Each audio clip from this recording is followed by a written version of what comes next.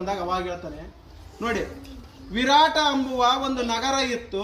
ಆ ವಿರಾಟ ನಗರದಲ್ಲಿ ವಿರಾಟ ರಾಜ ಆಡಳಿತ ಮಾಡ್ತಾ ಇದ್ದ.